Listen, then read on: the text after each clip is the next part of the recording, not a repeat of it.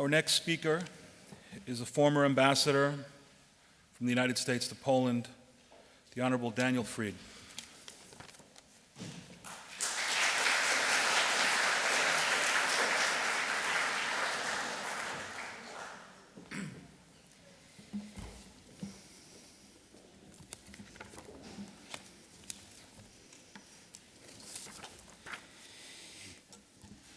Panie I Panowie, and Господин Посол, Panie Ambasadorze.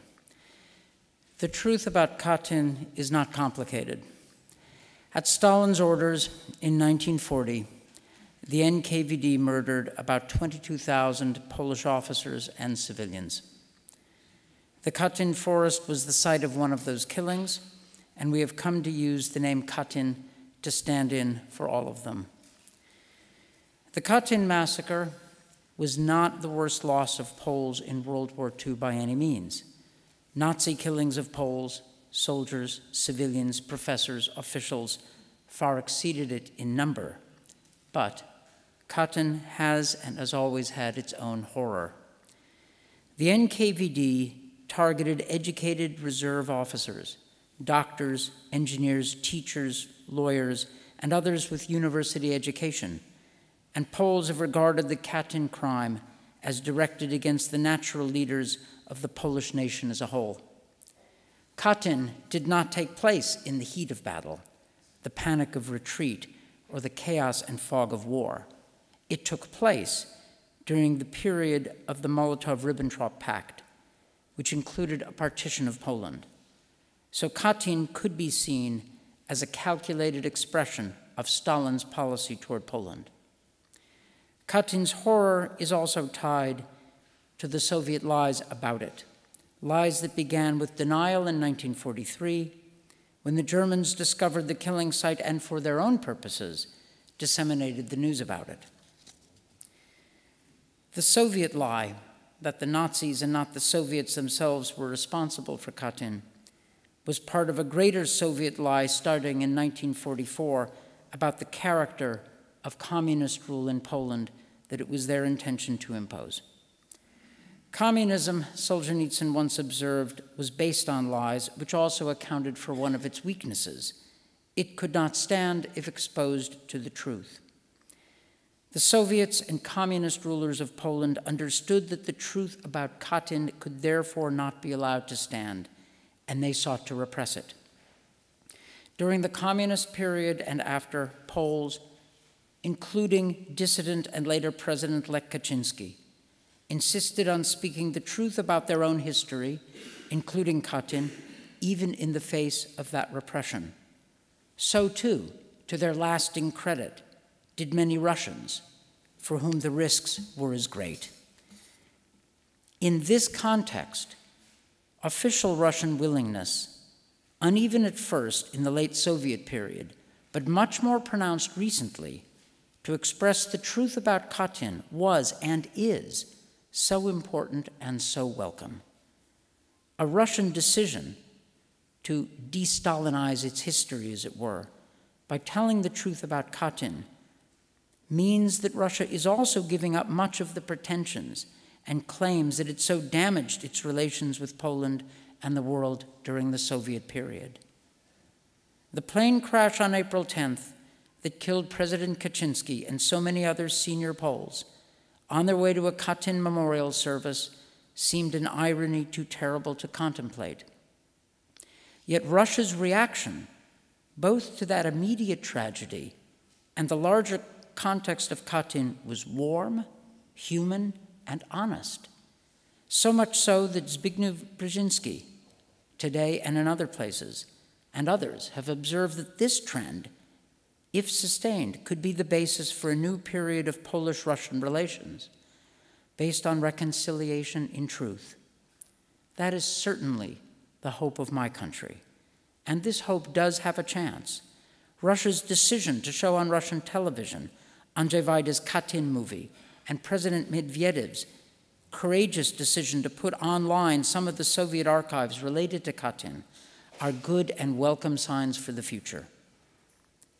Katyn, while worse than many, is not the only place in Europe where an atrocity has laid buried for decades after 1945 under official obfuscation.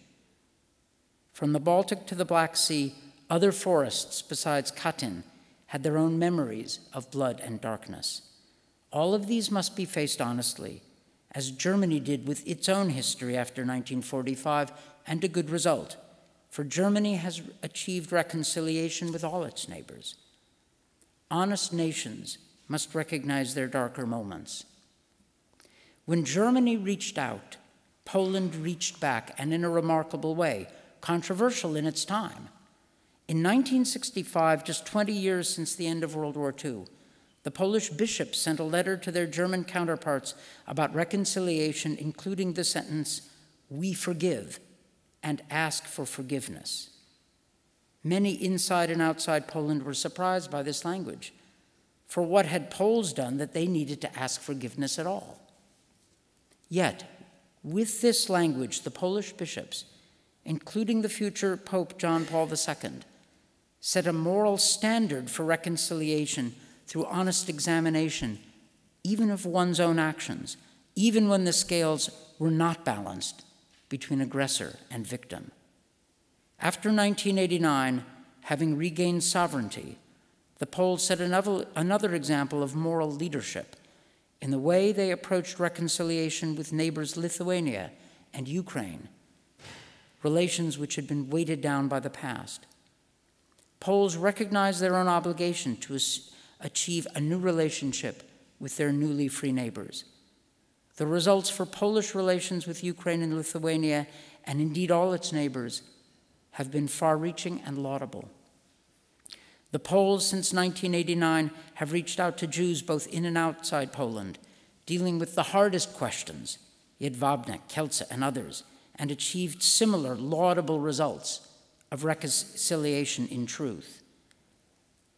Now, on the subject of courage and honesty, we Americans must do the same. Americans have come far in dealing with the darkest parts of our own history, especially slavery. But our topic today is Katyn, and here my country must also acknowledge our own shortcomings. We did not commit the Katyn atrocity, but neither did we acknowledge it for what it was. At the time, we found the discovery of Katyn an inconvenience. At war, at the height of our hopes for the Grand Alliance, we regarded Katyn as an unwelcome, irksome reminder of what we feared might be the truer nature of our then Soviet ally. We obfuscated, and we repressed the truth, for I can find no other way to characterize, for example, Roosevelt's order not to publish findings of Soviet responsibility for Katyn, which members of his own administration had developed. We had our reasons.